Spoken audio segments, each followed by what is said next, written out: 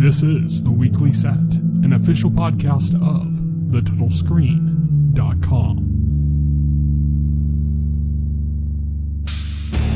I wish I was the monster you think I am.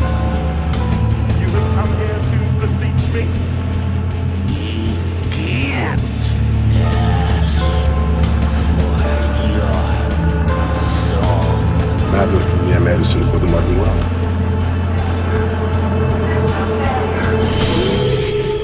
Hello, everybody, and welcome to The Weekly Set, the official podcast of The Total Screen. I am your host. My name is Tyson, and joining me today, as always, is my partner in crime here at The Total Screen, William Rohrig. Hello. So today we are going to continue our discussion of The Falcon and the Winter Soldier by discussing episode 4, The Whole World. This is episode 298 of our podcast. We have kind of 3 topics to go over this week, and we're going to start off with the flag smasher philosophy. Basically, a lot of this episode revolved around, clashing ideals from different people, Yes. Or different viewpoints on things and where they clash and where they go in. And we got like a much firmer grasp on what the flag smashers are all about, which we already kind of knew, but it was put into more words this week. Basically, the whole deal with the flag smashers, as we know it, is that after the blip, or I should say after the first part of the blip, when everybody disappeared, with half the world's population just gone, like everyone just kind of came together in the world. Like there was no need for kind of war and stuff because everybody was suffering. And so everybody reached in and helped each other. And that meant people that didn't have a place to live or didn't have these things before, that like the refugees and stuff like that, were welcomed into other countries instead of being heavily regulated like they would be at our own border right now, like instead of like that, it was like they'd welcome people into these different countries because they needed their help to rebuild. So it just became this whole like unifying idea, which is very much along kind of the lines of like a Thanos was right kind of thing. I mean, you don't want to kill half the universe's population, but at the same time, it kind of brought everybody together and allowed them to kind of flourish on their own. And yeah, everybody came together, but we lost Spider-Man, so it needed to be reversed. Yeah. Sorry. Yeah, can't lose Spider-Man. Well, it's also like we get this side of it that things were better in this sense, but then we've also seen that that's not like universally the case. Right. Because like, at the beginning of Endgame, for example, when Ant-Man came back and stuff, you saw basically the world in a state of like utter depression. Right. So, and you saw like the Captain America leading like counseling groups and stuff, like for people that were dealing with this, the trauma of it. So yes, by facing the trauma together, everybody kind of came together in the world. And then when the blip ended, the idea that all of that, everything that was good about the blip, the few things that were good about it, all kind of went away because countries and corporations and stuff were like, oh, now we can go back to normal. So screw all you people. People became displaced. Yes. Again. Yes. And so it became like another kind of like a refugee situation with these people that had come from all around the world and now together as alienated groups are being ostracized and kicked out and left in camps and stuff and just not really protected or treated well at all. So It's like you have this group. This is the birth of the flag smashers. This is where they came from. This is what's interesting here is that we've kind of really only gotten to know 2 of the flag smashers, Carly, who's the leader of the group, and Dovik, who's kind of like her right-hand man that she talks to. But they brought another one into prominence. So it's just a character named Nico. And Nico seems like he's like American based on his accent. Right, yeah. And he like had a whole thing where he was talking to Carly about the fact that he actually idolized Captain America. Yeah. And he said he loved Captain America. He said his grandfather fought in World War II and against the Nazis and he really saw like Captain America as this like heroic figure. And then he didn't think that they'd ever have a figure like that again until Carly. Carly was the one that he felt was like his Captain America in a sense. Which is interesting because this is basically a Captain America story, this entire series. So to kind of bring that in, it all kind of ties into Captain America. The show is called Falcon and the Winter Soldier, but it might as well be called The Legacy of Captain America, because that's what the show is really kind of about. But so yeah, so we got to meet this kind of a third member. There's 8 members of the Flag Smashers total. We know one of them died in like the first episode, like protecting the rest of us. There's 7 of them left. And now we kind of are really familiar with 3 of them. We've seen some of the other ones, but we're familiar with 3 of them. So in this episode, Bucky and Sam finally kind of catch up to the Flag Smashers, along with Zemo, who's playing his own little game. He's like convinced the children that Bucky and Sam are bad and that they should avoid them. And then he's getting information from them, all because he has Turkish delight, which yeah. Zemo, he's giving candy to children, which is just painting him in a very creepy light, in my opinion. Don't take candy from strangers. Don't take candy from Zemos. I mean, here it's obviously demonstrating that while Sam and Bucky are running into dead ends because people don't trust him, Zemo is he knows how to get information. He's capable in this scenario, yeah. Yeah, he's capable. So he's getting the information they need. He's withholding some of it, and he's also playing a game somewhere. We don't really know exactly what it is, but he's making moves. Not only is he withholding information to protect himself, but he's doing something else, He's playing the people against Sam and Bucky. He's sowing divisions and stuff as well.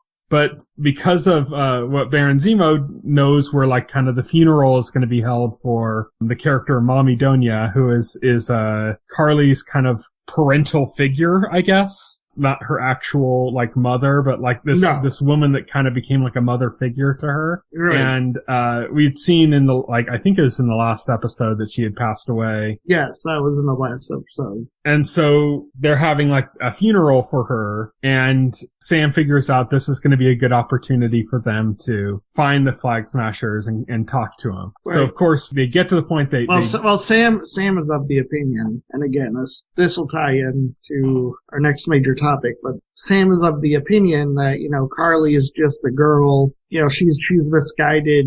He could, especially Sam, because, he was a grief counselor with the military. He could talk to her. He could reason with her. She's not some megalomaniacal supervillain. She's not a sociopath. She's not into things for like personal gain and she's doing this because she's fighting for a cause. And Sam's position is basically that he believes in her cause, just not her methods. Right, exactly. And so he kind of wants to be able to kind of negotiate with her and figure out a way to kind of settle this peacefully. A wrench is thrown into that plan, though, when John Walker shows up. Yeah, Mr. fucking screwing up everything. Yeah, exactly. John Walker, who is under an inordinate amount of stress. Yeah. He's really trying to live up to the mantle of Captain America, and he is kind of failing at every corner. And this is becoming very frustrating to him, particularly in dealing with like super soldiers and stuff. The fact that he is so outmatched is becoming like a huge issue for him, something that he's struggling with a ton. He's not getting wins, and he's not used to that. He's used to getting wins, and he's not getting them at all. And this is like becoming increasingly frustrating for him. And so because of that, he's making some bad choices. It comes to a head when he gets into a fight with Io from Wakanda. Well, we're not there yet. Okay. I'm saying, but like what you're talking about is with his frustration, like he loses that fight, and and they're not even super soldiers. And yeah, that's his comment. It's like they're not even super soldiers, and he still got his ass handed to him. He still gets his ass handed to him. So we see that kind of like heighten at that point, because like he could understand losing the super soldiers, but now he's like really like thinking why.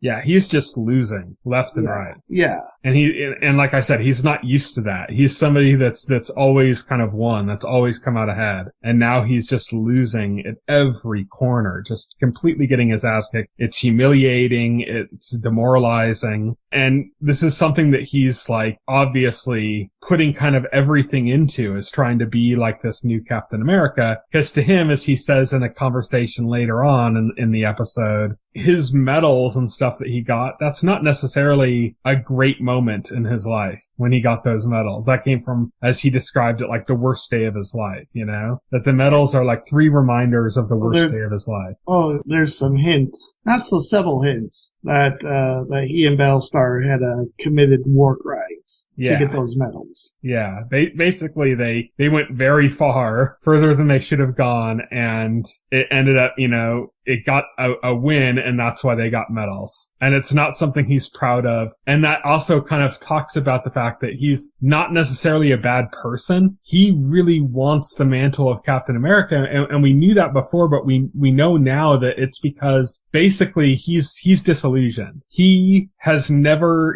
always wanted to live up to this ideal of like this, like, you know, I'm going to join the military and I'm going to be a good person and a hero and I'm going to help people. And none of that's worked out the way he thought it would. Right. Like, you know, he was effective as a soldier, but like it never felt like a good thing that he was doing. Like it always felt somewhat tainted or wrong to him. And you have this event where he got these medals is clearly being described as like a very horrific event that happened in his military career. And now that he's Captain America, he wants, this is like the best thing to happen to him. This is going to give him meaning. And he's just losing left, right, and center. Yeah. So the frustration is mounting with him. Yeah. So when they're going to head off to Mama Donia's funeral, John Walker shows up and he's like, no, we're going to go in and arrest him. You're not going to talk to her. We're not going to do that. We're just going to take her by force. Yeah. His friend Lamar, Battlestar, talks to him and says like, you know, maybe talking to her is not a bad idea. We can de-escalate the situation and then we can come in and arrest her peacefully and we don't have to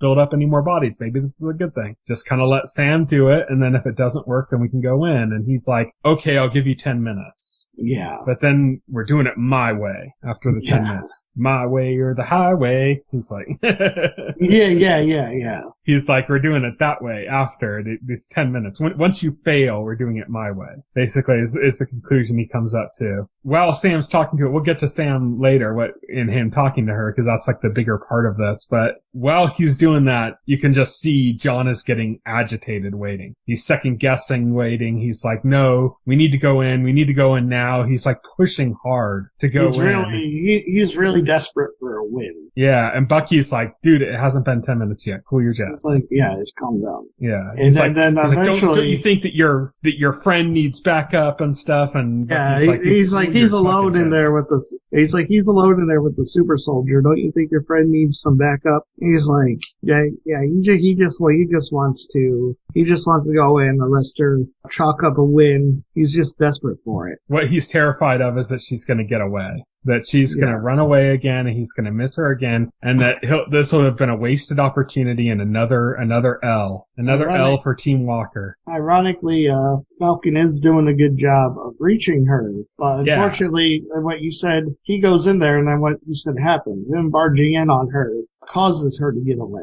Yeah. Let's talk about what Falcon and Carly were talking about. Yes. So what's great here is that Sam is, you know, he was a grief counselor. And this is like kind of the first time they've really come back around to that, you know, in the MCU. Like that was like our second introduction to his character was the fact that he was doing that. Like our first introduction was him just like running and, you know, Steve just constantly passing him on your left, you know? Yeah. And like that kind of little cute thing, that was our first introduction to Sam. But our second introduction was, you know, Cap showing up to where Sam works, which is dealing with soldiers that are dealing with PTSD and helping them out, you know? And this kind of like, this work is like doing group therapy and stuff has kind of like been outside of the picture in the MCU, like since that scene, basically. Right. That was like the first and last time we heard anything about that. But here we bring it back. And this is one of the best examples of why Sam would be a great Captain America. Because he understands, he tries to reason with people. It's about peace and it's about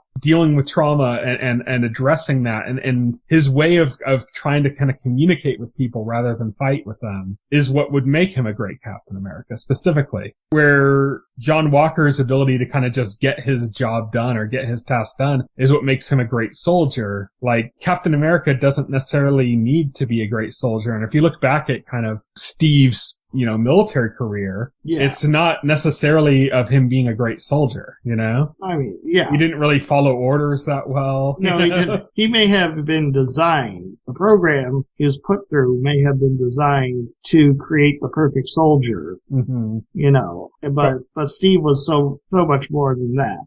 Yeah, exactly. And this is what John Walker is lacking. And this is what Sam has, you know? And also, I think also it's a fundamental misunderstanding on John Walker's part that he thinks his role is to be the perfect soldier. Yeah. And maybe the people above him are telling him that. But I'm pretty sure they are, yeah. Yeah.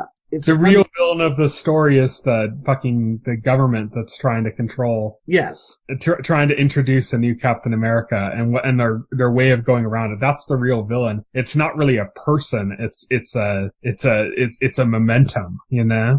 It's the system. The system is ultimately the villain. Yes. You go with an interesting question. You look at this, you say, who's the villain here? The man. Yeah, who's the villain here? Well, if you look at all of our main characters, right? You say, you know, like, Falcon and Bucky, obviously are the protagonists. You know, they're off the grid. Okay, so we got some choices with villains. We got the Flag Smashers. Okay, Carly is committing crime. She has gone off the deep end and she has killed people now.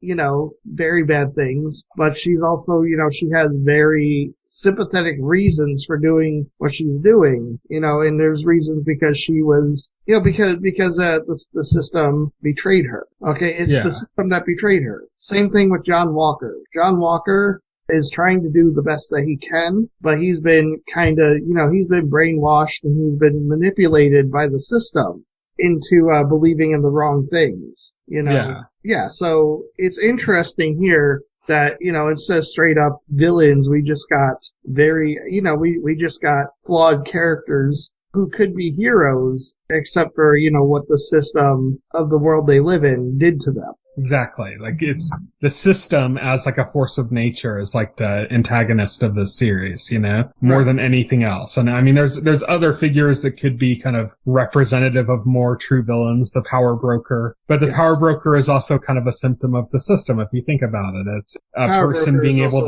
to fill in, to provide power. And you know, if he wasn't there, there'd be another power broker. Presumably somebody we haven't even seen yet. Yeah. But just the thing is, what I mean though, is like the power broker is like a symptom of the system itself as well, because if it wasn't this power broker, it would be another power broker, because the system creates a vacuum for somebody like that to be there. Right. And so it's only natural that there's going to be somebody like the power broker, because that's the way the system is structured to allow that. Not intentionally, but it's just what happens, you know? Otherwise there'd be a power vacuum. So Sam is talking to Carly. He's getting through to her. He's like turning her words against her. He's allowing her to kind of like create the own, like, it's not, he doesn't have to like say what you're doing is wrong and this is why. What he can do is like cause her to say things that put her own actions into a different light. Yes. That's where he's being effective. Because if he was just preaching to her, then it wouldn't have the effect. Carly gets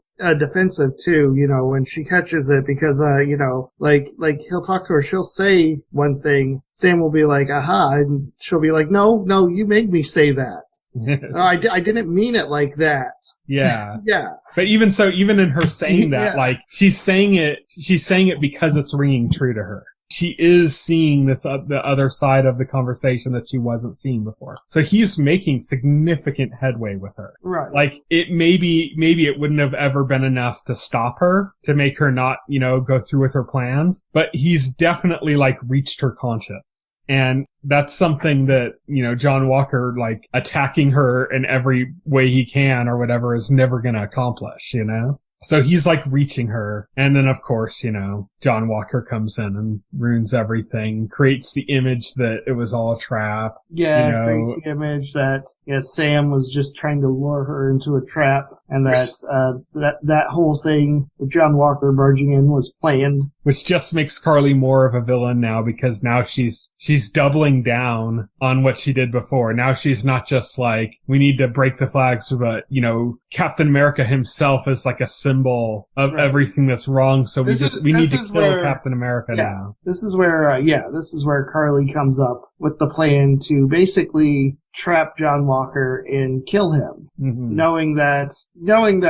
he's not a super soldier and that they can easily overpower him. There's some great stuff that comes as a result of this. This is kind of, the conversation between her and Sam was like the first like real philosophical conversation we had in this episode. Yes. And then after that event and that breakdown, we get a ton more. Like it really just goes like just tons of great, like interesting conversations between characters about, the philosophical differences of these, different powers in play. And, so one thing that happens from this is that Carly she wants to set up a meet with Sam. We should also point out that as Carly is fleeing from John Walker, as she is fleeing in that moment, Zemo catches up to her. He puts a couple bullets in her, and she drops all the serum, which Zemo then proceeds to destroy. Except both Zemo and Carly seem to have missed the vial, which John Walker... Well, because John Walker attacked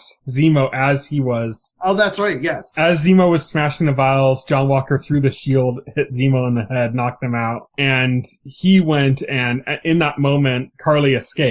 Yes. And Walker found the last surviving vial of super soldier serum. Yes. And he pocketed it. So now we have this in play. That's going to come in our next topic, is going to factor in heavily around that. But basically, Carly calls Sam to set up like a meet. But the way she does it is she calls his sister. She gathers information about his sister. And there's kind of like two parts to this. Because part of it is like she's trying to find out how much of Sam is absolute bullshit and how much is true. He's trying to reason with, her and everything. And she wants to know how legit he is about that, So to do that, she talks to his sister. Yes. But she, at the end, of course, as part of a power play to make sure that Sam takes her seriously on this, which he would have anyways, but just as part of her own like insurance for that, she ends up like threatening Sam's sister and her children. Yes.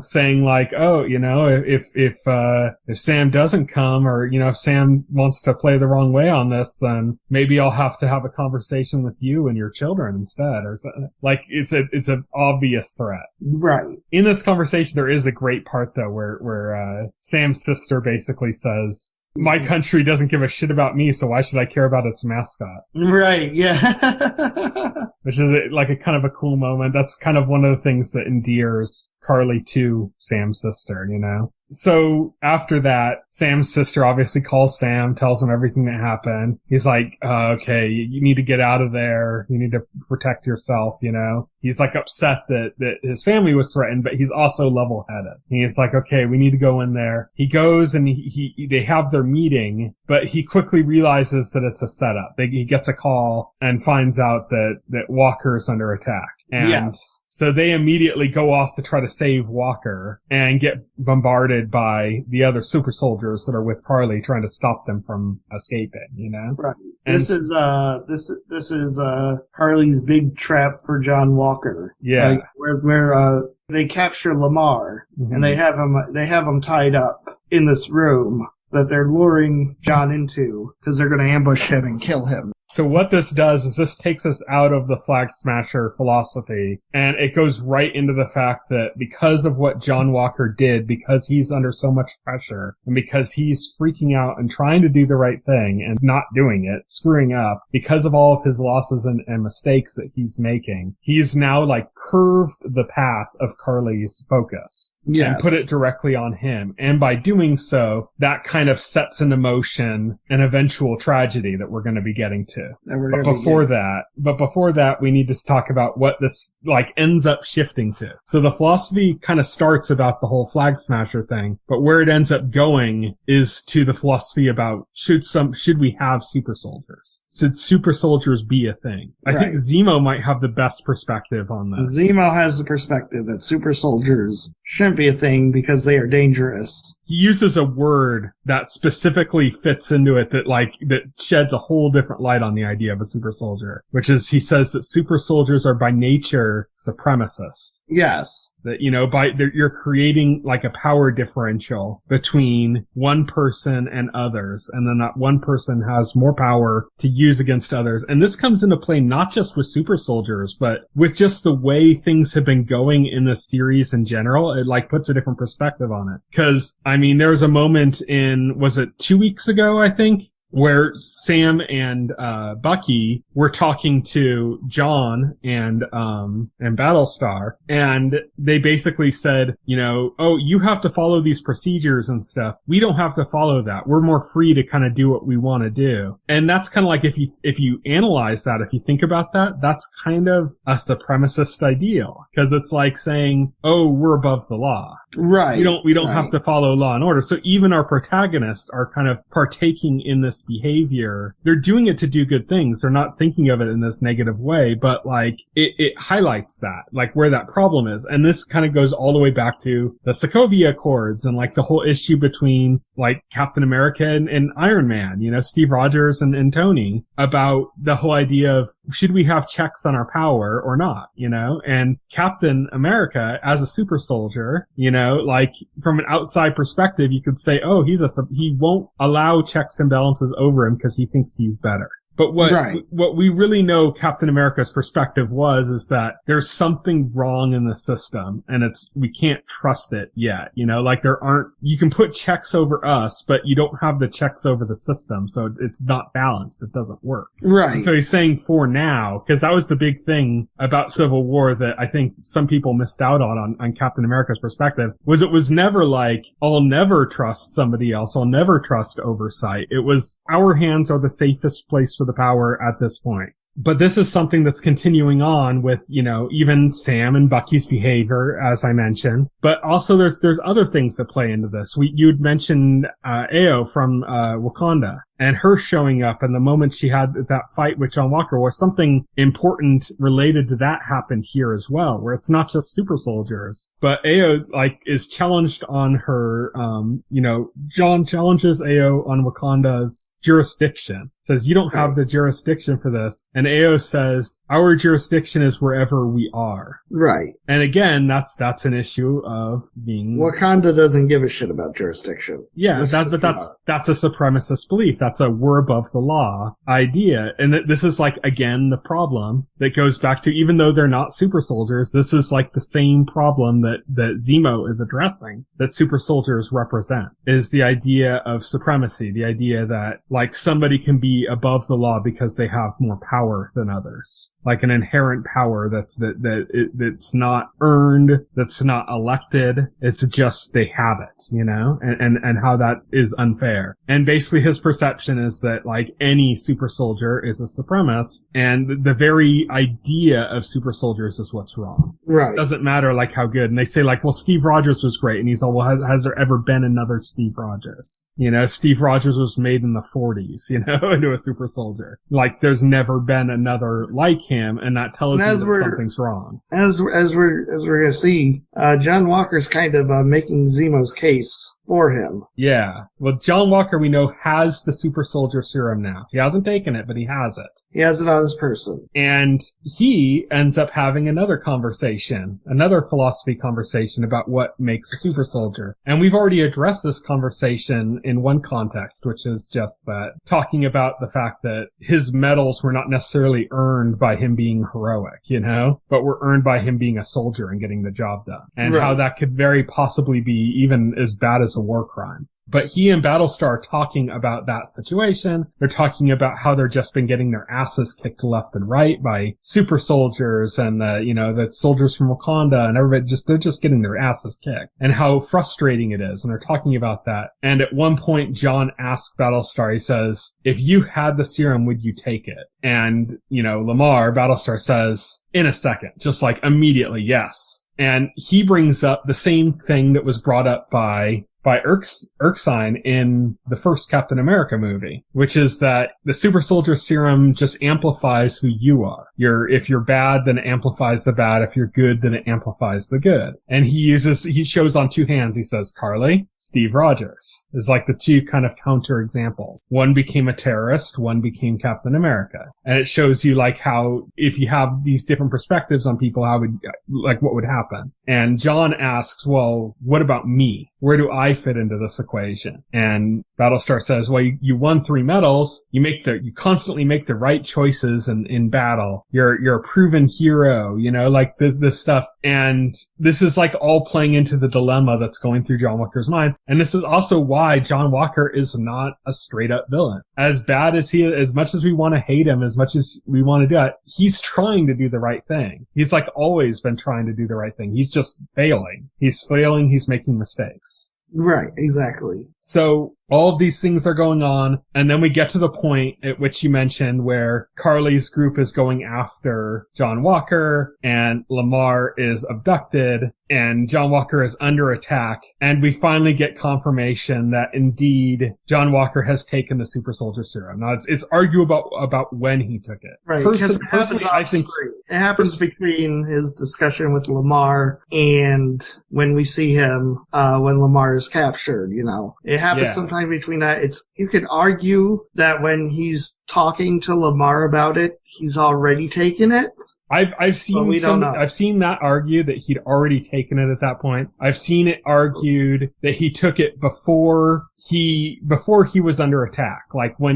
Cause they didn't just come under attack. They were led into a trap. Yeah. So when he got the information that was going to lead him into that trap, that he took it then and that's pretty fast acting. I mean, come on. Well, there was never any time for him to go through a whole process, but you have yourself and suddenly you're super, no. I honestly think that's what they're going for. It's already like comic booky. Like I was able to square that, okay, yeah, it works between the time he's obviously picked it up and the time that he displays powers. He's taking it sometime between those. I was like, that's pretty fast acting. But your time frame is even shorter. Holy cow. What I think happened is I think he took it when he was under it, when he realized Lamar was taken. I think that's when he took it. And I think that what we saw, like him throwing the shield and the shield embedding itself in the wall, I think that all of those scenes were him coming to grips with his power. It was like starting to come into effect over time. So he took it when he realized Lamar was gone. Then he started being attacked. And as he was being attacked, he was still getting his ass kicked. But that's because it had just started entering his system. He took it right away. He didn't have control over it yet. The first real show that he had control was when he threw a shield and it embedded itself in the wall. Right. The first moment of okay, now I'm strong. That's when it kicked in, And then the next scene we see, the next confirmation is when he literally kicks a guy through down the stairs and into a wall. Right. Launches him and then bends a pipe, with his bare hands. That's So here's the thing. So this is obviously where Carly's plan goes wrong because they weren't expecting John Walker to show up as a full-blown super soldier. Yeah, they also thought they would be able to restrain Falcon and Bucky from getting involved. Right, yeah. And they weren't able to do that. And they weren't able to do that either. So their plan to kill John Walker just went all kinds of sideways. This takes us to our last part, which is basically our last part of our discussion, which is John Walker going dark. And the way this happens is... There were hints before, right? That he had kind of a hair trigger personality. There were hints, there are small hints beforehand. Mm-hmm. And we've also discussed previously that the super soldier serum enhances personality traits that already exist, heightens them. You know? Because he has a short temper, but he also has control, or had control over himself. And that's something that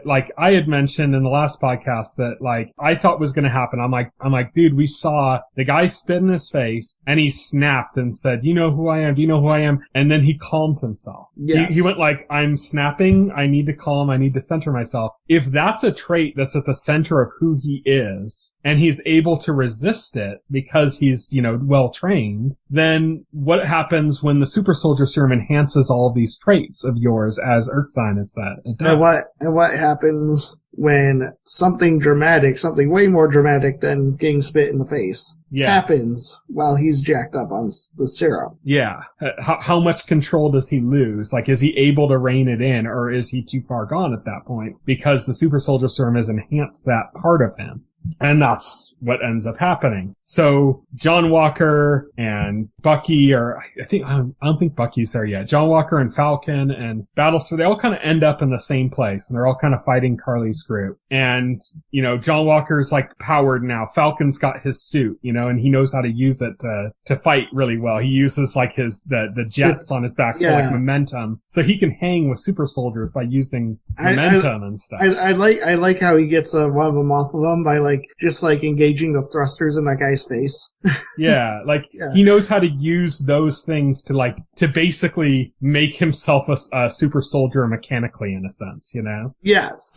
Using the momentum of his suit to allow him to do similar feats of power, And so you have them, and then you have Battlestar, and he's not enhanced.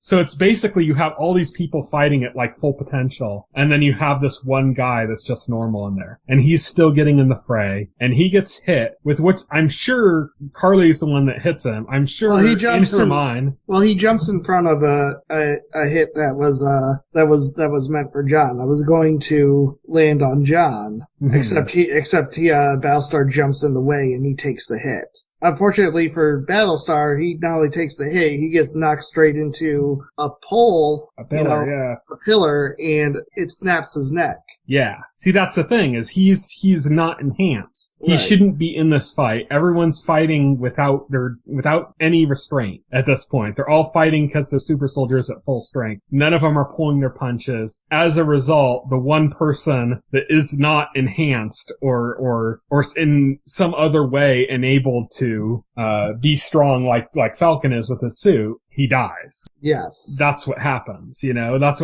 that's the result of this kind of fight. With this kind of power and somebody in the middle of it that's weak, the result is that the weak person is going to die. And that's what's showcased here. He dies. John Walker rushes to him. He's like freaked out. Everybody at this point is like, oh fuck. Even Carly seems to be like, oh shit, I need to get out of here. This is wrong. Like, even she kind of realizes that she's done something wrong here. Yeah. Everybody's kind of taking off, running off their own ways. Like, this needs to end now. Nobody's trying to win the fight now. They're just like, this is over, retreating. Yeah. Unfortunately for them, John loses total control. John wants revenge. Yeah.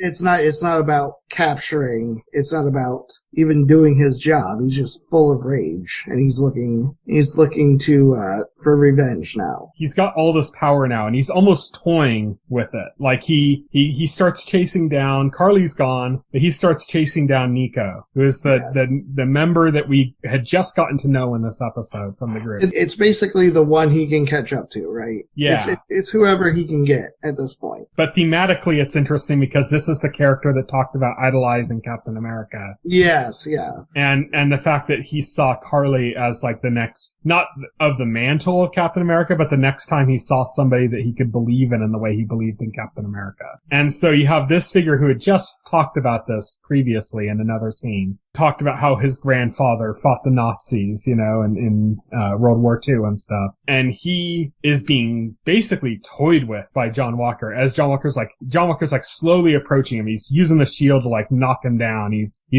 over him. He's exerting his power. Like, he's relishing in the fact that he's powerful now. He's been losing constantly, and now he's winning. He's holding the person down. He's got the upper hand. He's in complete control of the situation. And that is like a huge thing for him because he's been losing so badly. That's what really needs to be emphasized, is just how much he was losing, and how frustrating that was for him. And now he's winning, and he's got his shield over Nico, and he's like, where is she? Where is she? He's like, I don't know. It wasn't me. I didn't do it. I don't know. And in that moment where he's no longer of use to him, John Walker does the unthinkable. Yeah. He raises up the shield and just premeditatively, you know, like he decides to do it and then does it. It's not like it just kind of happened, you know? Right. And he just murders him with the shield. Just over and over again, slams it into him, just kills him. Oh my god.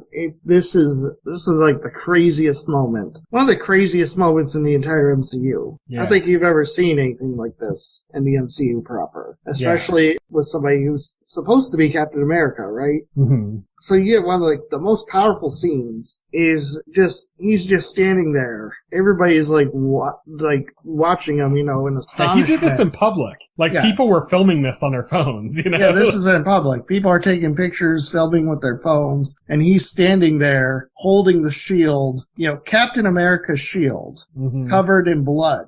Yeah, that was the money shot. That was the last shot of the episode, was a low angle shot looking up at him just to make him look huge. And he's holding the shield and there's just the whole lower half of the shield's covered in blood and it's just dripping off of it. Yes. That's the moment where you're like, okay, yeah, this is what happened. And that's the end of the episode. I can honestly say, I hope they don't use this to turn like John Walker into the big villain kind of thing. I hope that's not what they end up doing. I hope what they end up doing is that John Walker himself is like horrified at what he's done and that it continues to be a story where the system is the villain. So what this does, obviously, is this paves the way for the Falcon to take up the mantle. Because the government, having this out there in the public all over, isn't going to want to promote John Walker as Captain America anymore. It's a huge black eye for the government.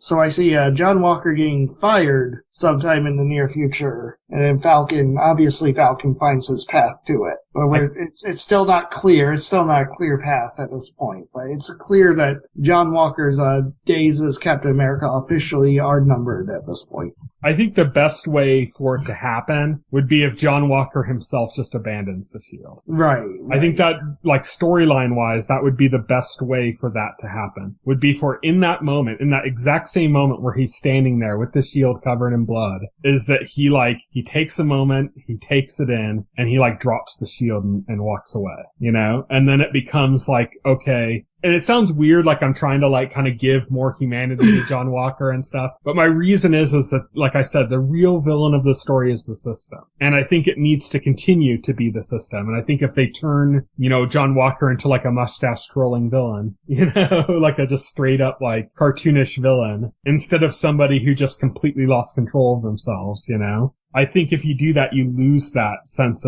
of it being the system's fault. Like, it puts the blame on him instead of on the system. Right. So I don't know exactly how they're going to handle it, but I think to me, if they do it right, it's going to be John Walker's own decision to abandon the shield that causes Falcon to pick it up. Because I don't think the system and the government could be trusted to say, well, now that John Walker's put it down, let's give it back to Sam. I think it would be more along the lines of the government to say, that's why now that John Walker's given up, let's give it to another soldier. That's why I said the path isn't clear, because I don't think the government would turn around and just give it to Sam at this point. Yeah, they'd be like, let's give it to another soldier and try this again, you know? Yeah. I think it would end up in the same bad way if they did that. So I think it's going to end up with John Walker relinquishing the shield himself. Like realizing that he went too far and that he can't do this. And then still leaving room for him to act as an antagonist, but just no longer taking the mantle of Captain America. But yeah, that's how the episode ended. Craziest episode of the series, best episode of the series in my opinion, because this is the episode that was heavily about the philosophy of what it means to be a super soldier, but also like where the Flag Smashers are coming from. It really played into the idea of the system being the villain and all these figures that we had been looking at as possible villains being kind of sympathetic in their own way, you know? So what did you think? What was your kind of reaction to this episode as a whole? Oh, I loved it. It was great. That ending was jaw-dropping. Yeah, it's crazy. I love it. Can't wait for more. We only got 2 episodes left. We're 2/3 of the way through the series now. So there's only 2 episodes left. Next week we are not going to be discussing this episode because next week we are going to take a break and we are going to come back the next week after that and discuss the last 2 episodes of the show. So the next time we talk about the show, we're going to be wrapping up our discussion of the whole thing. So yeah, that's it. I'd normally move on to what's coming up in the next couple of weeks ahead, except there's one thing I saw that just kind of I had to reference, which is Sebastian Stan, who plays Bucky, did an interview where he said that he wants to do a travel food show with Anthony Mackie. Oh, okay. So the two of them would travel around the world and like eat food and stuff. And I thought, I made a joke. I don't know if I did it on the show or just to you when we were talking about how there's so many of those kind of shows and they all take place in like Italy. Oh yeah, like, right. Exploring Italian food and stuff, and like how like I'm so sick of that or whatever. But hearing about this show idea, I kind of wish that they would do it in character. That would be amazing. It's Falcon and the Winter Soldier going around trying food in different countries. That would be amazing. Doing their like, their buddy cop like banter while like eating food and stuff and talking about the food. I think that would be amazing. There's a lot of talk about if this show should have a season 2 and stuff. I don't think this show should have a second season. I think this show is an origin story for Sam becoming Captain America. Yeah, that's exactly. And it doesn't make sense to do a Falcon and Winter Soldier season 2 because by that point it's just Captain America. Right. The Captain America story. Like they can do it, and they should probably do it as a movie. Like I think Sam as Captain America deserves a Captain America movie. Like we get the origin through in this, and then we get in the next, one, we get it as a movie with like a typical like self-contained kind of plot that ties into other events later on and stuff. But yeah, I kind of hope they just do our movie and just kind of continue some of these characters on. Like it'd be interesting to see John Walker pop up in some other stuff here and there, It'd be interesting to see, Winter Soldier continue on. I hope they don't just use this as a moment to retire his character or something. Right. It'd be interesting to see even maybe, if Carly survives all of this, for her to kind of pop up in something else. So yeah, I kind of hope that that's the case. The one spin-off idea from this that I think would be really cool would be Isaiah Bradley. I'd love to see an Isaiah Bradley series. Yeah, I hope we get there at some point. And I think there's only one way to do it, because I think you can't do a series that kind of covers his life and the events of his life just as a straightforward series, because it's just going to end on such a down note, with him going to like prison and being experimented on and having no agency and stuff. So I think the right way to do it would be to have it be like a smaller stakes story that takes place in the present with him, and then using flashbacks to show kind of like how he was molded and how he got where he was, and the things that kind of made him who he was. So like most of the story taking place kind of in the past around the Korean War and all that kind of stuff when he was being used, but like all of that happening as like a flashback to a kind of like a smaller stake story that's happening in modern times dealing with him, Right. So I hope they do something like that. I think that's the kind of story I think that's what we need as a follow-up to this, I don't think we need another Falcon and Winter Soldier season. I think we need the ideas that came from that to be continued on, and the way to do that would be an Isaiah Bradley story, I think. But that's it for it. They could call it Isaiah and the Winter Soldier. Make it take place in Korea, and he's got like rivalry banter with Bucky. That's it for this week's discussion. All we have left to do is talk about what's coming up in the next couple of weeks. So Wednesday, April 14th, Dad Stop Embarrassing Me comes to Netflix. On Thursday, April 15th, Spy City to AMC Plus and Younger to Paramount Plus. All the streaming services, I guess, from now on have to have Plus in the title. Of course. Netflix Plus is coming. Yeah. Hulu already had a Plus and got rid of it. I don't know, Crackle Plus. Yeah. Yeah. Any new streaming service will have a Plus, yeah. Friday, April 16th, The Last Drive-In with Joe Bob Briggs comes to Shudder / AMC Plus, and Big Shot comes to Disney Plus, and Van Helsing to Sci-Fi Plus. On Sunday, April 18th, Godfather of Harlem comes to Epix Plus. Mayor of Easttown, the miniseries, comes to HBO Plus. Louis Miguel, the series, comes to Netflix Plus. On Monday, April 19th, I'm done with the joke now. Okay. On Monday, April 19th, American Dad comes to TBS. The Secrets She Keeps miniseries comes to AMC. On Tuesday, April 20th, Cruel Summer comes to Freeform. On Thursday, April 22nd, Rutherford Falls comes to Peacock. Thin Ice to Sundance Now. And on Friday, April 23rd, Netflix's new big fantasy series, Shadow and Bone, which I talked to you about earlier before before the podcast started, is kind of like Netflix has been heavily promoting that. Yeah, the big conceit of this one is that most fantasy series have like this very like English kind of like style to them, like English history. Right, this is played like a apart. Russian style to it instead. Yeah, this kind of brought some Netflix rough is expecting big things from this, so we'll see. This is their big fantasy series outside of, The Witcher. They have The Witcher and now they have Shadow and Bone. There's a few other ones they have. There's a lot of really big fantasy shows coming down the pipeline. Amazon's got two just absolutely massive ones that are coming along the way with the Lord of the Rings series and also,